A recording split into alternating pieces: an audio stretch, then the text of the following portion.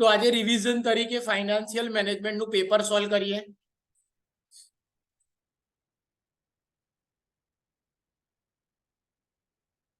તો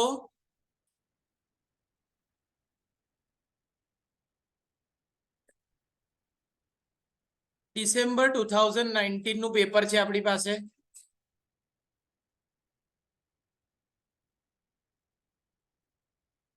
હવે સૌથી પહેલા હું એ સમ કરાઈશ જે રિલેટિવલી ઈઝી છે અને ફાસ્ટલી થઈ શકશે. તો સ્ટાર્ટેડ વિથ પાર્ટ સેક્શન 2 અને સેક્શન 2 માં યુનિટ નંબર 4 થી શરૂઆત કરીએ છીએ આપણે.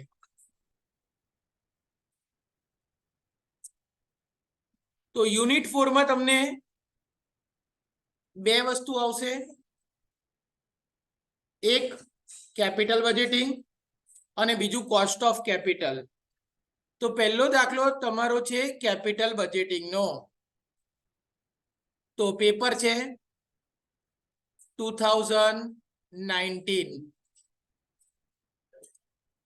ક્વેશ્ચન નંબર 5 કેપિટલ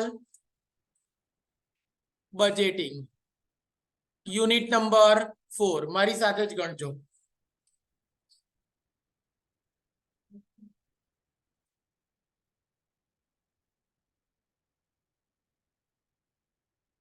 ક્વેશ્ચન ધ્યાનથી રીડ કરો. બરાબર. What is there in the name. એટલે ઉધાધાવ એવું લખ્યું છે તે નામની જોડે આપણે કોઈ સંબંધ છે નહીં. સો ઉધાધાવ limited is considering two mutually exclusive project. એટલે બે એક સરખા પ્રોજેક્ટ છે. Initial outlay and estimated cash flow after tax are as follow. એટલે તમને શું આપેલું છે? કેશ ફ્લો જ આપેલો છે. ઇટ મીન્સ કેશ ફ્લો શોધવાનો નથી. તમારી પાસે બે પ્રોજેક્ટ હતા, project A and project B. Investment છે એને શું કહેવાય? Present value of cash outflow. અને બંને પ્રોજેક્ટ 5 વર્ષ સુધી રિટર્ન આપે છે એ જોઈ લીધું. In comparing the profitability of the project, discounting rate કેટલો છે? 10%. Indicate which project proposal would be profitable using the following method. And ranking investment proposal. Rank 1 કોને આપીશું? જે આપણે માટે વધારે સારો હોય, અને રેન્ક 2 જે ઠીક હોય. 3 ઓપ્શન હતા: payback period method, net present value and profitability index. તો ક્વેશ્ચન 5 માં ફર્સ્ટ મેથડ આપણે યુઝ કરીશું પેબેક પીરિયડ. પેબેક પીરિયડ એટલે કે તમારું ઇન્વેસ્ટમેન્ટ કેટલા ટાઈમમાં રિટર્ન આવે છે. હવે બંનેમાં જુઓ અનઇવન કેશ ઇનફ્લો છે. હું પ્રોજેક્ટ એ ની ગણતરી કરું છું, પ્રોજેક્ટ બી તમે ગણશો.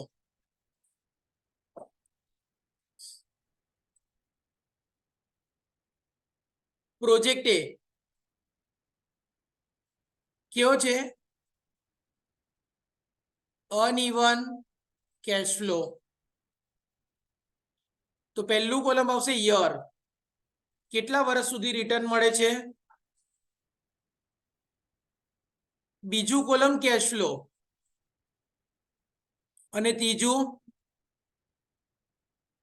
Cumulative cash flow. ક્યુમ્યુલેટિવ એટલે કે ટોટલ.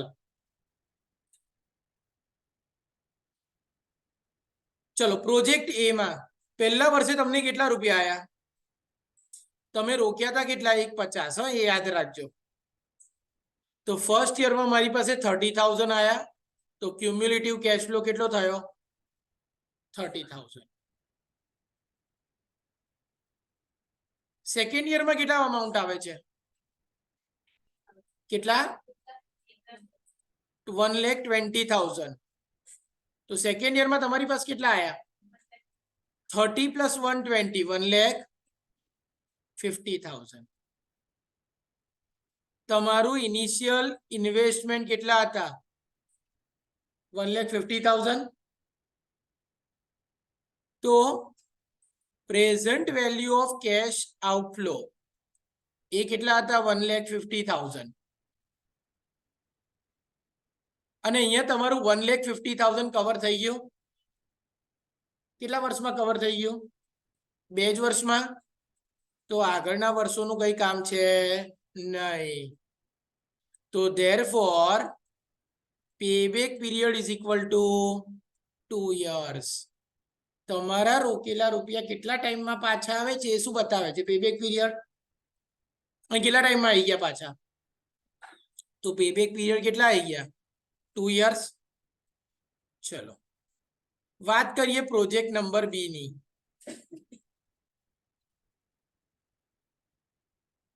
એમાં પણ એ જ રીતે યર, કેશ ફ્લો અને ક્યુમ્યુલેટિવ કેશ ફ્લો. એમાં પણ present value of cash outflow કેટલા હતા? એટલે આપણે જોવાનું કે આ 2,40,000 આપણને કેટલા ટાઈમમાં કવર કરી આપે છે. ક્લિયર? બડી પેબેક પીરિયડ એટલે શું? અમે તો અપનોને લૂંટા. પેબેક પીરિયડ એટલે આપણું ઇન્વેસ્ટમેન્ટ કેટલા ટાઈમમાં પાછું આવે છે. ના ખબર પડતી હોય તો મારા હૃદયની નજીક આવી જા. તો અહીંયા રોક્યા હતા કેટલા? 2,40,000. તો 2,40,000 કેટલા ટાઈમમાં પાછા આવે છે એ જોવાનું. તો ફર્સ્ટ યરમાં કેટલા આયા? ટોટલ કેટલા થયા? સેકન્ડ યરમાં કેટલા આવે છે? તો 60 + 84 કેટલા થશે? થર્ડ યરમાં કેટલા આયા?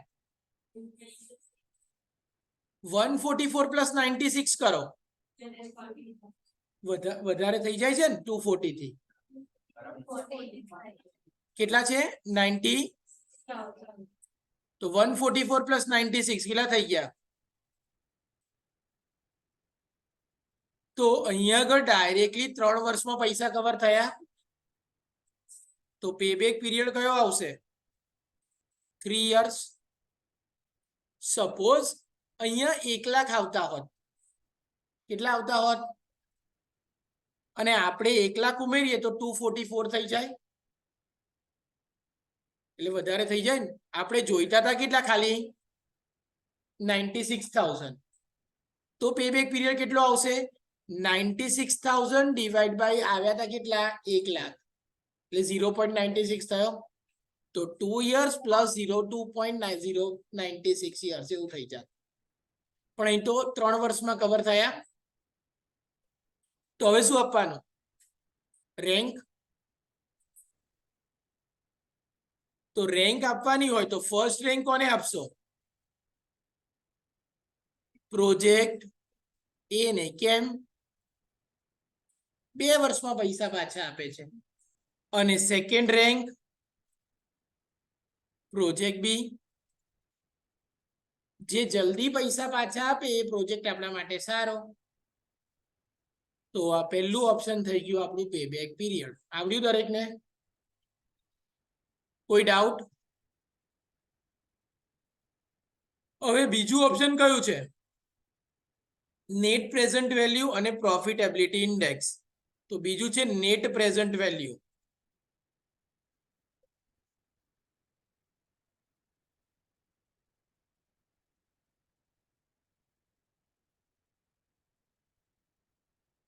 ચલો હું કોની ગણતરી કરું છું? પ્રોજેક્ટ એ ની.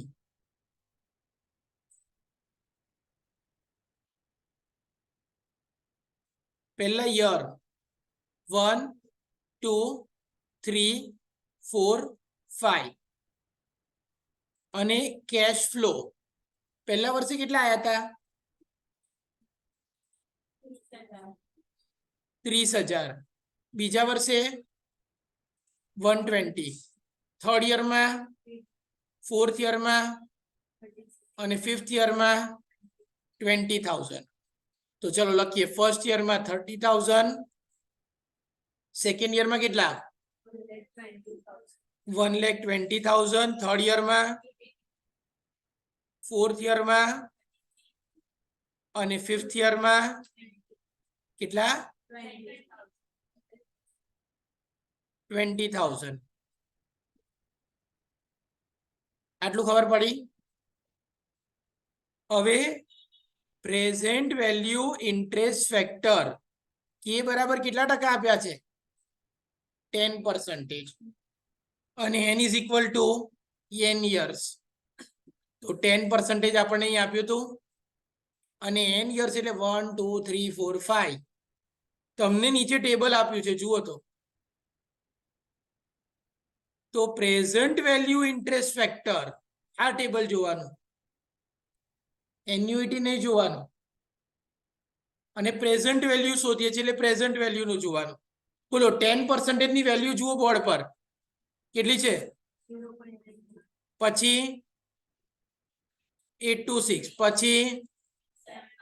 પછી અને પછી તો આ વેલ્યુ ત્યાં લખી નાખવાની તમને આપેલી જશે તો 0.909 0.826 0.751 0.686 અને 0.683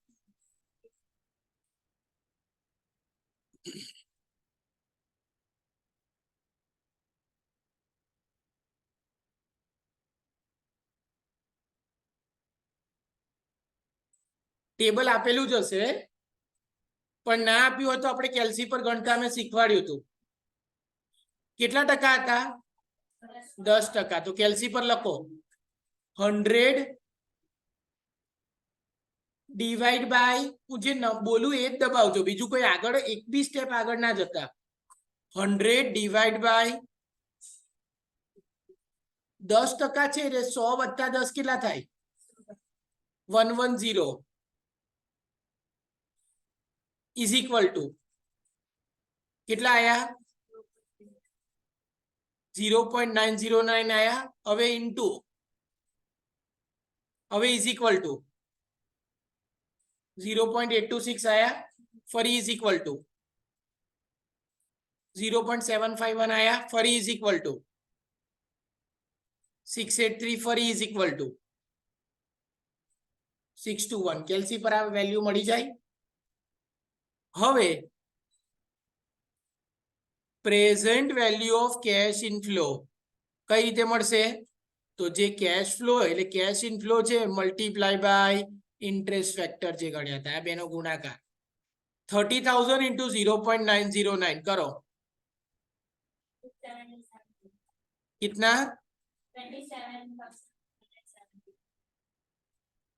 217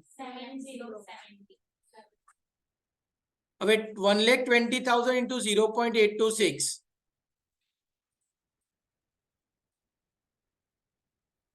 84,000 into 0.751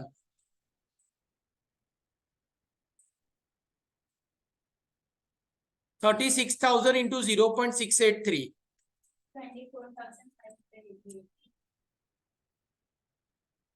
20,000 into 0.621 12,400 આ બધાનું ટોટલ કરો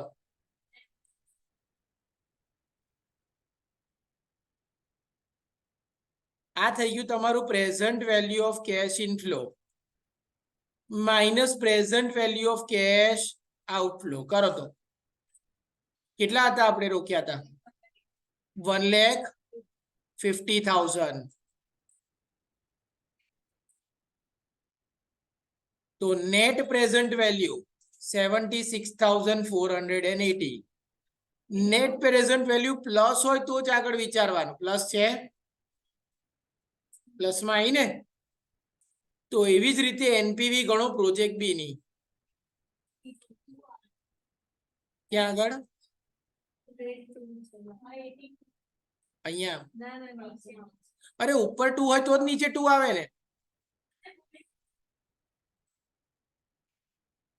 હા તો 76,482 તો આ થઈ ગઈ તમારી નેટ પ્રેઝન્ટ વેલ્યુ સેમ એ જ રીતે પ્રોજેક્ટ બી ની એનપીવી ફાઇન્ડ કરો.